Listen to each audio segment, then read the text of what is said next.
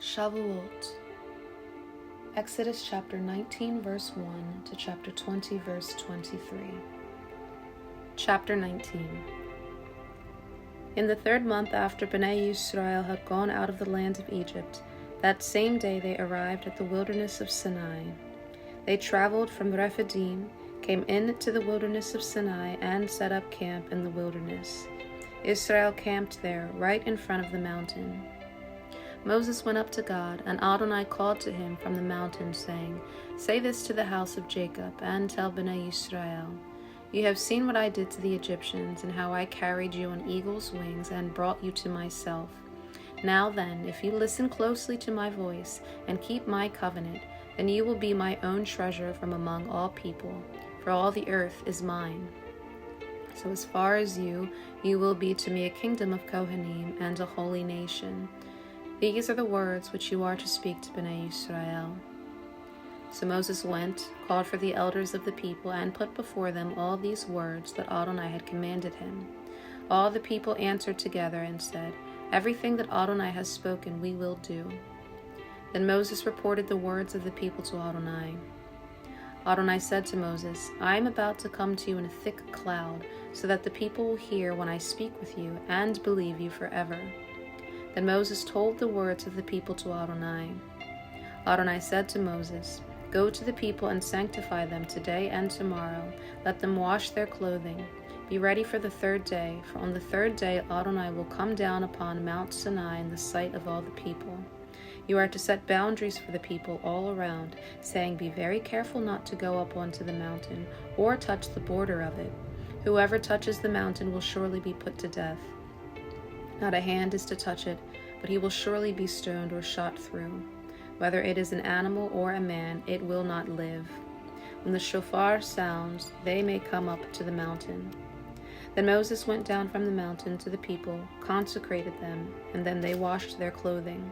He said to the people, "Be ready for the 3rd day. Do not draw near your wives."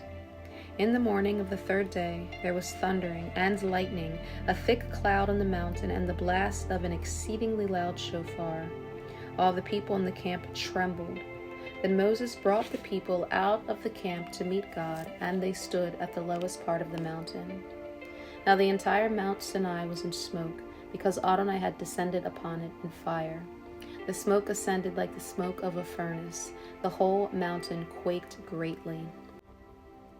When the sound of the shofar grew louder and louder, Moses spoke, and God answered him with a thunderous sound. Then Adonai came down onto Mount Sinai, to the top of the mountain.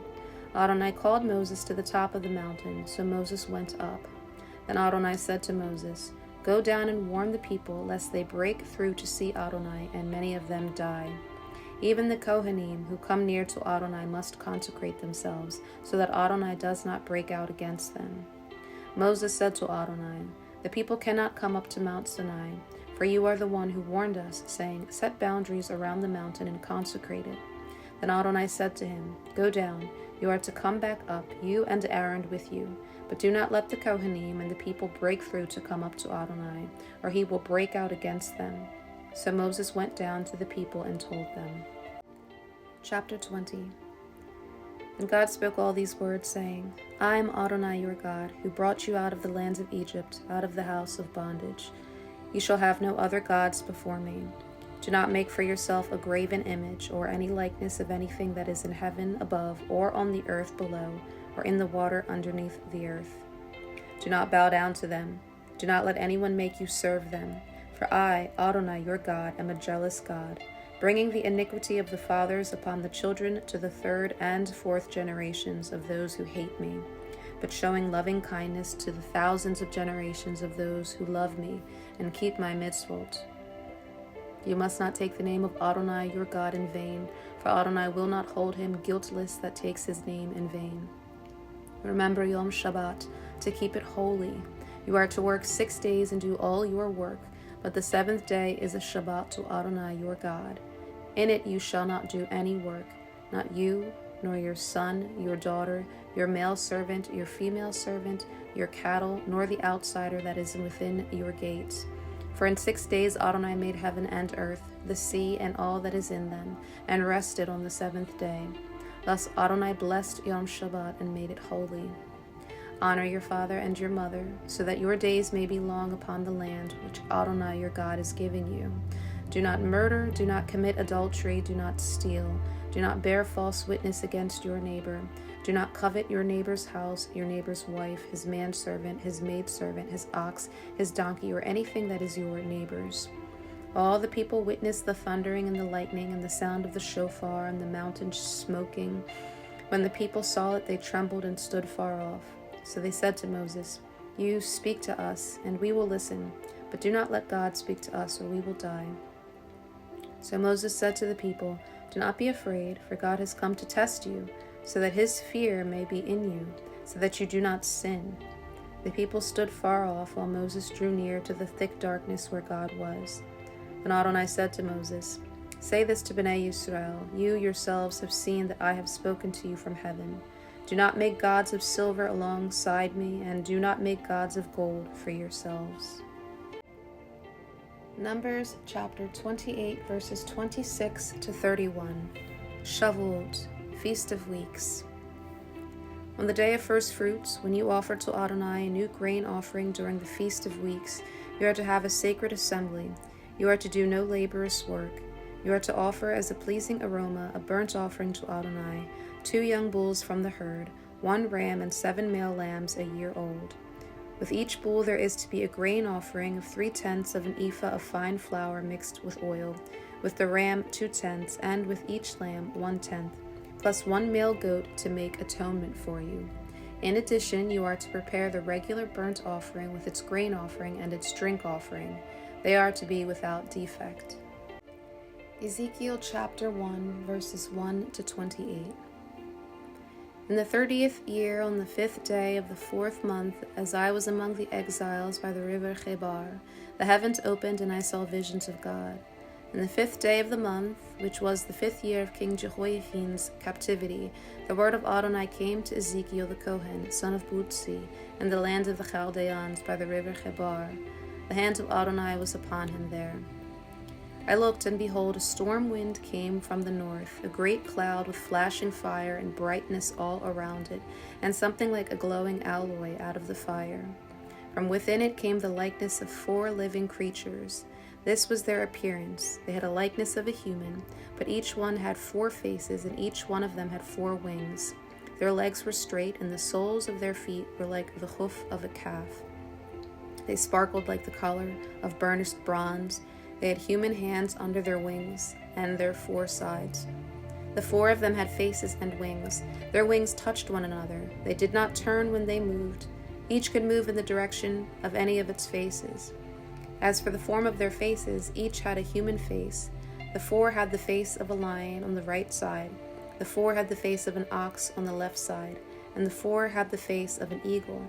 Such were their faces. Their wings were spread out above.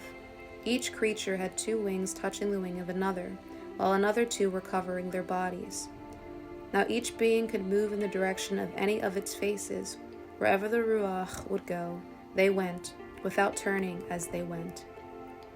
As for the form of the living creatures, their appearance was like burning coals of fire, resembling torches moving between the living creatures. There was brightness to the fire, and lightning went forth from the fire. The living creatures were running back and forth like flashes of lightning. As I looked at the living creatures, behold, 1 wheel was on the ground next to each of the 4-faced creatures. The appearance and structure of the wheels was like the gleaming of beryl. The 4 had the same likeness. Their appearance and their structure seemed to be a wheel within a wheel. When they went in any of their 4 directions, without pivoting as they went. Their rims were high and awesome. All 4 rims were full of eyes all around. When the living creatures went, the wheels went beside them. When the living creatures rose from the earth, the wheels rose. Wherever the Ruach wanted to go, they went, in the direction the Ruach wanted to go. The wheels rose along with them, for the spirit of the living creatures was in the wheels. Whenever the creatures went, the wheels went. When the creatures stood still, the wheels stood still. When the creatures rose from the earth, the wheels rose with them. For the spirit of the living creatures was in the wheels. Now over the heads of the living creatures there was something like an expanse, shining like the color of ice. stretched forth over their heads. Under the expanse their wings were stretched out straight, one toward the other. Each had another pair covering its body. When they moved, I could hear the sound of their wings like the sound of rushing waters, like the voice of Shaddai, a noise of tumult like the noise of an army. Whenever they stood still, they let down their wings. There came a voice from above the expanse over their heads. Whenever they stood still, they let down their wings. Above the expanse over their heads was something like a throne, resembling a sapphire stone. Above the shape of the throne was a figure of human appearance. From what appeared as his waist upward, I saw a glowing metal, looking like a fire encased in a frame. From what was like his waist down, I saw the appearance of fire radiating around him. Like the appearance of the rainbow in the cloud on a rainy day, so was the appearance of the radiance. It was the appearance of the likeness of the glory of Adonai.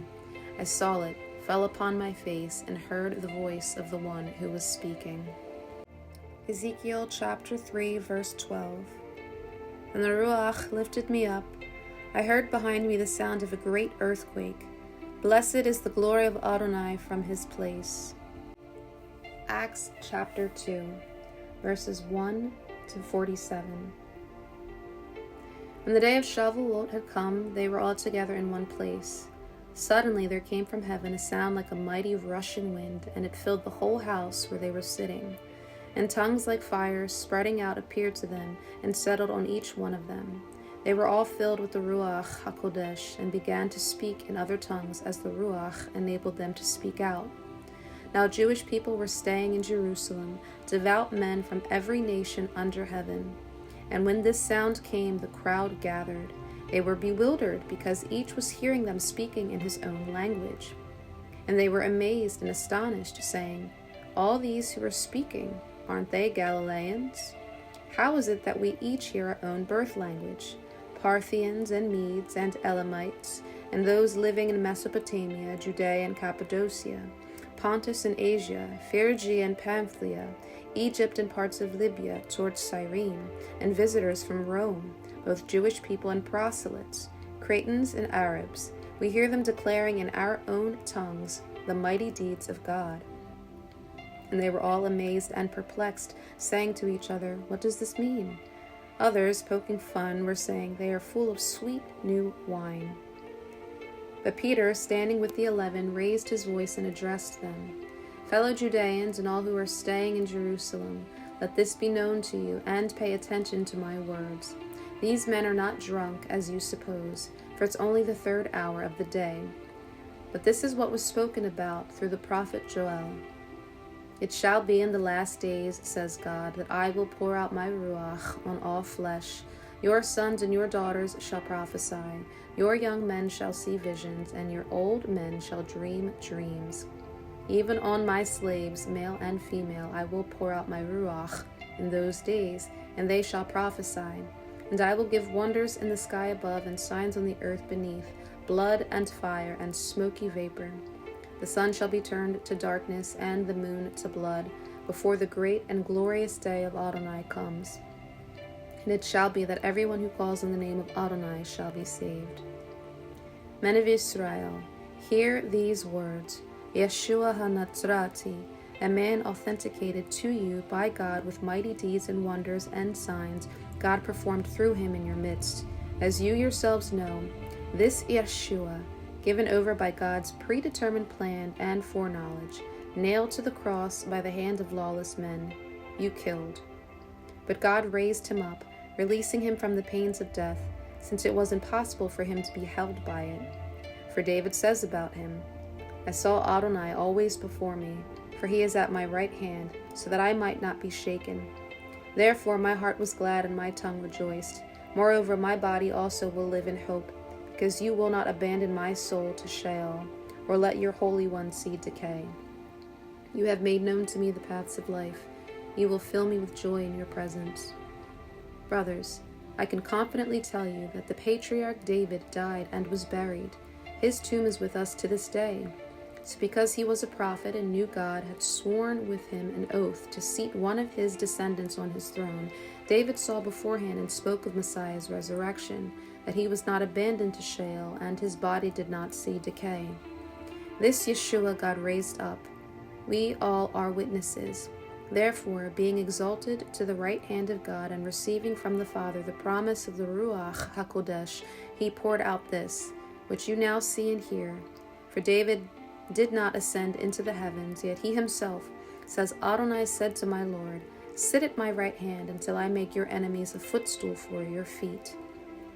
Therefore let the whole house of Israel know for certain that God has made him, this Yeshua whom you had crucified, both Lord and Messiah.